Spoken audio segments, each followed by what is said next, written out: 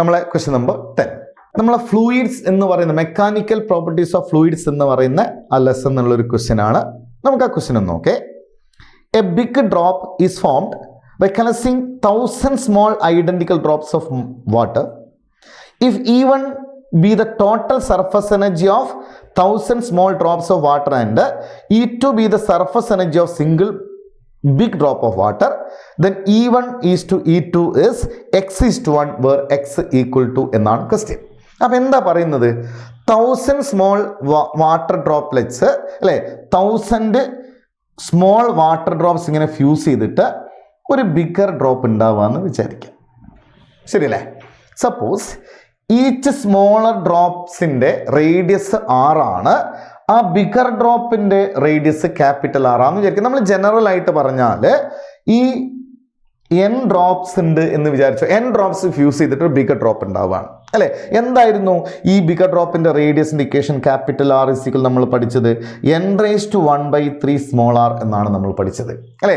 ഈ ക്വസ്റ്റ്യനിൽ ആ n എത്രയാണ്? n 1000 ആണ് അല്ലേ. അപ്പം n 1000 ആണെങ്കിൽ 10⁻³ ആണല്ലോ. അപ്പം capital R is equal to 1000⁻⁴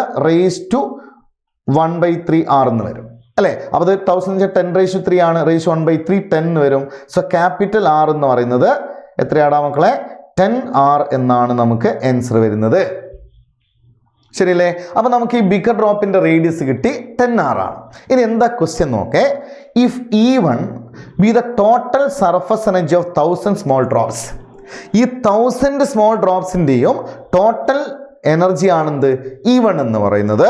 E2 എന്ന് പറയുന്നത് ആ ബിഗർ ഡ്രോപ്പിൻ്റെ എനർജിയാണ് അല്ലേ. അപ്പോൾ ഒരു ഡ്രോപ്പിൻ്റെ എനർജി കാണാം. നമ്മൾ പഠിച്ച ഇക്വേഷൻ എന്താ അറിയോ? 4πr² ടൈം സർഫസ് ടെൻഷൻ എന്നാണ് അല്ലേ. അപ്പോൾ നിങ്ങൾ ബിഗർ ഡ്രോപ്പ് എടുത്താൽ ആ ബിഗർ ഡ്രോപ്പിൻ്റെ എനർജി E2 എന്നാണ് അവർ പറയുന്നത് അല്ലേ. അപ്പോൾ ഈ ബിഗർ ഡ്രോപ്പിൻ്റെ എനർജി E2 എന്ന് പറയുന്നത് 4π ഇൻറ്റു അല്ലേ, 4π ഇൻറ്റു ബിഗർ ഡ്രോപ്പിൻ്റെ റേഡിയസ് r² ഇൻറ്റു t ആണ്. ശരിയല്ലേ? ഇനി E1 എന്ന് പറയുന്നത് എന്താണ്? E1 എന്ന് പറയുന്നത് 1000 സ്മോൾ ഡ്രോപ്സിൻ്റെ ടോട്ടൽ എനർജിയാണ്. ഒരു ഡ്രോപ്പിൻ്റെ എനർജി എന്ന് പറയുന്നത് എത്രയാണ് വരിക?